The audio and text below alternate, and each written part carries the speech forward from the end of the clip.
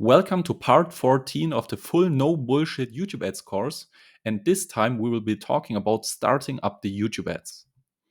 And first, an explanation of the different terms, like the campaign, the ad set, and the ad. The campaign, that's the shell that houses everything.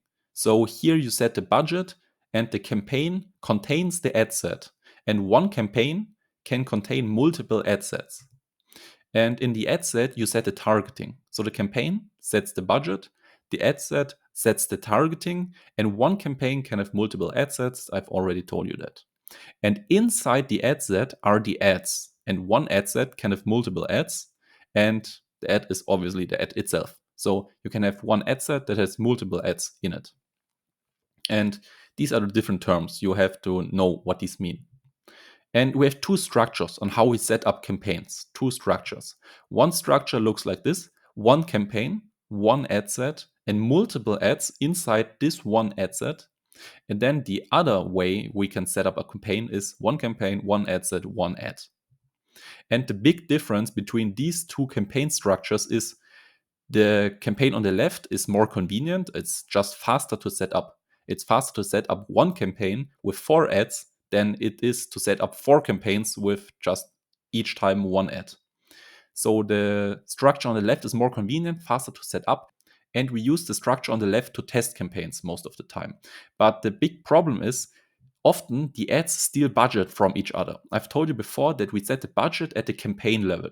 So we set like $50 per campaign, and these $50 get like split between these 4 ads, but it doesn't get split evenly. So Google decides which ad gets how much of the budget. So it can happen that one ad gets like 90% of the budget, and the remaining 3 ads then have to share like 10% of the budget.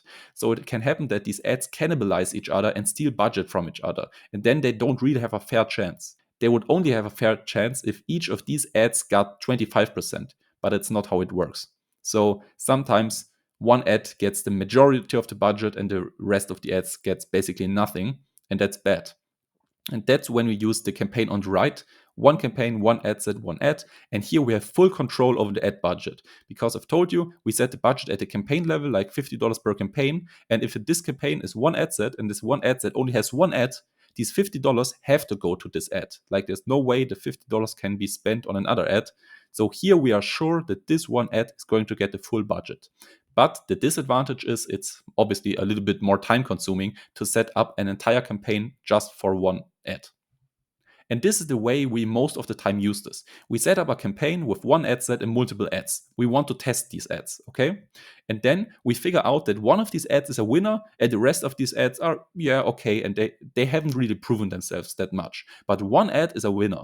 And we don't want the other ads to steal the budget from this winner, because it could happen that Google decides to split the budget really weirdly, that our winner ad gets like not enough budget. So then we want to take this winner ad and just isolate it in its own campaign. We can still leave it in there, but also set up an isolated campaign where only the winning ad is inside the ad set, because then we have full control over the budget and make sure to really push this winning ad with enough budget. So again, a little recap. We set up a campaign with multiple ads because it's way faster to test these ads. Once we see a winner, we can isolate it into its own campaign. And now let's have a look at the different targetings. We have the low scale targetings. These are like super targeted. These are the low hanging fruits. We want to start here. And these targetings are like, okay, for $0 in ad spend till $1,000 ad spend a day. And here the targetings are like retargeting. You're retargeting visitors of your funnel. Or if you have a YouTube channel with a few subscribers and a few views, you can also retarget visitors or like viewers or like subscribers of your YouTube channel. That's really awesome. That's like printing money. If you have a YouTube channel with a few subscribers that is about the same topic your products are about, simply target your subscribers, target your likes, target your video views. And you can also retarget your website visitors or like upload an email list, like your customer list or opt-in list or stuff like that. And these are like the low scale targetings. And then we go into the medium scale targetings. These are more broad, and these are like good from between 1K to 5K a day. And here we have custom segment search, and we have custom affinity URL, and we have the in-market audiences. And I will try to link you some resources where you can learn a little bit more about these targetings in detail, because I can't go in detail in this video right here. But yeah, just look in the video's description. Maybe I found some good article that I could link. And then again, here, custom segment search, custom affinity URL, and in-market audiences are medium scale. And then we go to the scale. These are the really broad audiences, and these are good from like 5K a day in ad spend to like 10K a day in ad spend. And these are like the affinity segments interests, and these are affinity audiences, and these are optimized targeting. And optimized targeting isn't really a targeting itself. It's more like targeting expansion. If you have a targeting, you can like strap optimized targeting to the targeting, so Google expands it. It like puts even more people in that core targeting you set up. So it's not a targeting itself. And here you want to start with the targetings in the middle. These are the lowest hanging fruits. Here we will get results the fastest, and then branch out into the more broad audiences. So we start in the red circle, we start in the middle, then we go into the yellow circle, and then at the end, if we have to, we go into the green circle, the really broad audiences. And now let's talk about demographics. And the demographics are like a few general targeting settings. And I usually don't play around with the demographics because Google will optimize the demographics for us. And I would only use demographics if you are 100% certain. Like, for example, if you're selling a woman weight loss offer, a weight loss offer specifically for women, then of course you can exclude the men. But in most cases, I wouldn't play around with the demographics too much. And with a high ticket call funnel, with like a really expensive product, you can try to exclude a lower 50% of income. Sometimes it works, sometimes it doesn't. So you can try it out. You can maybe split test it, set up one campaign with the lower 50% of income active and one campaign with the lower 50% of income inactive, and then see which one performs better. That's just one thing that you can try. But I would leave the rest completely open and give Google some freedom, because the more freedom Google has, the better it can basically optimize the stuff for you. And Google is really good at optimizing the stuff for you. So, setting up the campaigns. Here are a few tips I will go through before we do the live walkthrough. So after this, I will show you live how we set up the campaigns, but first let's look at these bullet points. We want to start with at least $20 a day per campaign, at least. You will want daily conversions. So if you're in a really hard and expensive market with few people, you will probably pay a lot per person. As to get one person in the funnel, you will probably pay a lot. And you will want daily conversions. So if we have a VSL call funnel, we want daily opt-ins. If one opt-in is costing you $30, $20 per campaign wouldn't be enough, because we want daily conversions. If we spend $20 a day, but it costs us $30 to get one person to opt into our funnel, we wouldn't have daily conversions. So if one opt-in costs you, let's say $20 or $30, let's say $30, if one opt-in costs you $30, you would want to spend at least like $60, because then you could get two conversions, two opt-ins per day. Or if, like, let's say your opt-in costs $10, if your opt-in costs $10, you could easily start with $20 a day per campaign, because you would get daily conversions, you would get daily opt-ins, like two. So think about it. If your conversions are super expensive because you're in a hard market or in an expensive market, then you would start with more budget, because you would want daily conversions. And always start the campaign with maximized conversions. Later, you can try target CPA too, but always start with maximized conversions. And if the campaign works well with maximized conversions, we can try to set up an identical campaign with target CPA and see if it outperforms the maximized conversions one. And set up automated rules so that the campaigns go live at midnight. We don't want to start a campaign in the middle of the day, because then the campaign only has like half of the day left to spend the entire budget. But we want the entire budget to be like spent evenly throughout the day. But it's not possible to spend it evenly throughout the day if half of the day is already gone. So then Google most of the time just quickly spends all the money and it doesn't get really good results. So always try to make the campaigns go live at the beginning of the day, like at midnight, because then the campaign has the full day to spend the budget and Google doesn't panic. And let the ads run for at least 3 days before evaluating the performance. So if you start the ads, don't go in the ad manager 2 hours later and already pause the campaigns that don't look that good. Give them some time to prove themselves. Like after 3 days, you can go in there and then look at the results and pause the ones that aren't good.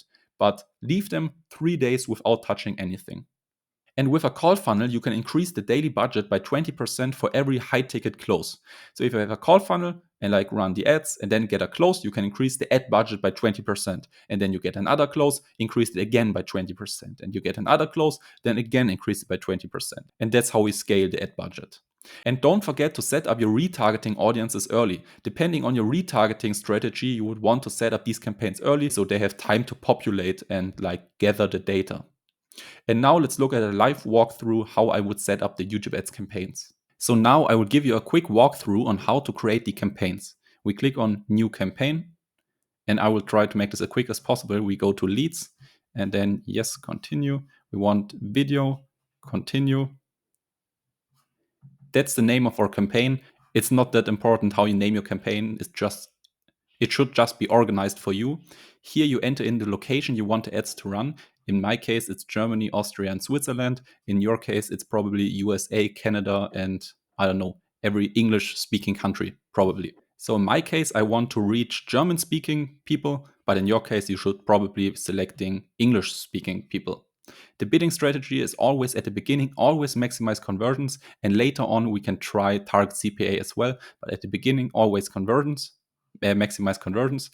And then for the budget, we want a daily budget and at least $20 per campaign. But we've talked about it already. We want daily conversions. So depending how expensive your conversions are, you have to increase the budget maybe a little bit. If today is the 11th, then we want to start the ads tomorrow because we always want the ads to start at a fresh day. If we start the ads in the middle of the day, there's only like 12 hours left and Google has to spend the entire budget in like half a day. That's why we want to start the ads at a fresh day. So the ads have 24 hours to spend the budget, and then Google can make like way smarter decisions. Because if there are only a few hours left in the day and Google still has the entire budget, it will just waste it, basically. So always start them at the morning the next day. And here we can't really change anything. I don't really use the site link stuff too much. Additional settings, I always disable the TV screens and tablets because in my opinion, they don't really convert it well, like in my experience. Frequency capping, I don't play around with it. I just let Google decide it. Ad schedule, I don't care. Third-party measurements, I don't really care as well. And video enhancement, I have always turned that off. Ad group name, I always use a name that reminds me of the targeting. So I always have like a few clues about the targeting in here, but you can name it as you want. The only important thing is that it's convenient for you. You should be able to work with your naming scheme. And here we can add an audience. We can create a new audience. And here obviously enter the audience name, custom segment. That's like your custom audiences you have created, your data. That's like your retargeting data. And here are a few already created targetings that you can use, like apparel, accessories, shoppers, or we can browse some here, live events, so job change, marriage. So we can just select a few targetings. You see a little bit of info here. And like let's take men's apparel. And then we can exclude like our retargeting stuff, but that's not that important, honestly. And then the demographics, we've already talked about it. Don't change too much here. I just leave everything as it is. And maybe if you're 100% sure, you can turn them off. Like, for example, we already had the example. If you are selling a weight loss offer exclusively for women, of course, you can turn off the males and the unknowns and only run the ads to the females. But I would only do this if you're 100% certain. And I would always leave this open as well because Google can decide this way better. I always leave this open as well. And normally I always leave this here completely open as well. But you can try excluding the lower 50% if you have a high ticket VSL call funnel. You can split test it. You can have one campaign with the lower 50% activated and one with the lower 50% of income deactivated, and then see which one performs better. Then you can save it. Oops. Let's give it a name. And now we've saved our targeting. And at the beginning, if you're not scaling, I would always turn this optimized targeting off because we've talked about it already in the targeting section of this training. There were the circles and the circles were getting bigger, and the bigger the circles were getting, the broader the audience got. And this was like one of the ultra scale audience stuff because you activate this if you want your audience to get even bigger. But at the beginning, we wanted super targeted. So simply use the ultra targeted targeting options out of the red circle in the middle if you're just starting out. And advanced settings, here's not really that much to do. And now you can paste your YouTube ads link in here. I just copied a random video.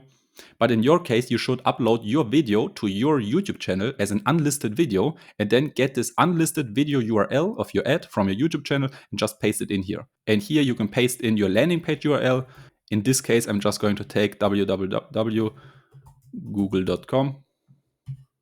Here you can select a call to action and then a headline, but I think you already know what you're going to write in here. That's just basic copywriting.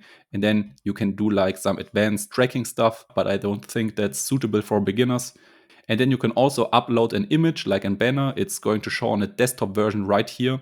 You can upload a small little picture, or you can simply use the banner of your YouTube channel and then give the ad a name. Like, let's say that's the test ad 1. And then we can continue creating ads because we've already talked about it. We have two types of campaign structures. Sometimes we use campaigns with one ad set and multiple ads, and sometimes we use campaigns with one ad set and one ad. And if you want to create multiple ads inside one ad set, this here is the campaign. This here is the ad set. That's the ad set. And in this ad set, we can now create multiple ads if you go down here and create on plus, and then you can create a new video ad. And then google.com. Then you can create a new ad. Test. The advanced stuff. Here, test ad 2. And now down here, you can see we have two ads, test ad 1 and test ad 2. And now we can create this campaign. We have to approve it. We can double check everything, continue to campaign. And now we have one campaign with one ad set and multiple ads inside of it. It's honestly super easy. I've shown you all the settings, and for the targeting, simply use these targetings I've shown you in the diagram. There was the diagram with the different targetings for the different types of scale. And at the beginning, if you're just starting out, use the targetings from the red circle. These are the lowest hanging fruits. Use these targetings. And if you're scaling a little bit, use them from the second circle and so on. And the rest of the settings were super easy. It was just like naming the campaign, naming the ad set. That's super self-explanatory. And then like putting in the budget, how much do you want to spend per day on these ads? And also the rest, like the location and the languages. Most of that is really self-explanatory. And simply use these settings I've shown you. You don't have to overcomplicate it. There aren't really any secret strategies you can use. It's pretty simple and it's just about the basics. So use these settings I've just shown you and your ads will probably work if you have a great product, a great funnel, and a great script.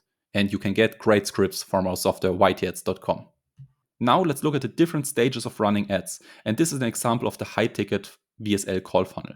At the beginning, our goal is to get a steady lead flow. At the beginning, our main focus is getting to a steady lead flow with a nice cost per lead. So at the beginning, we want lots of leads and we want a continuous flow of leads that's predictable with a nice cost per lead.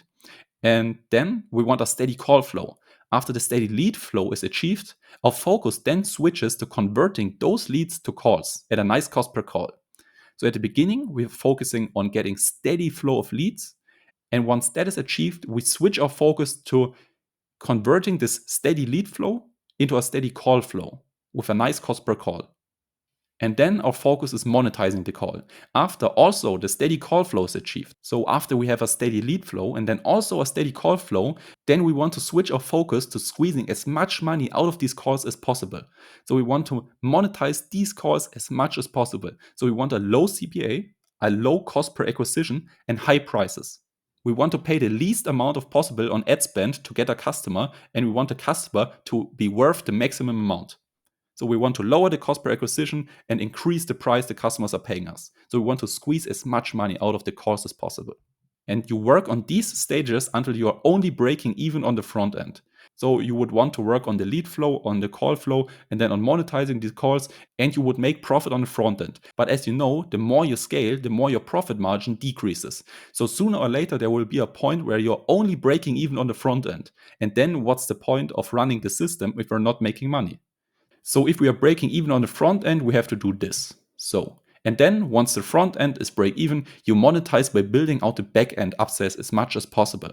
So once we achieve the steady lead flow, steady call flow, monetizing the calls, we scaled it up until the front end is only break even sadly. Then we focus on the back end upsells and like upsell our customers as much as possible to make profit again right here.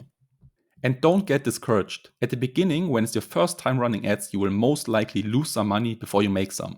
And I know people personally that scaled to over $1 million a month in revenue that are now called absolute paid ads masters. But back then, when they started, it even took them 3 to 4 months to get cold traffic ads to work. So sometimes it simply takes patience. Even the now called experts, back then, it even was hard for them.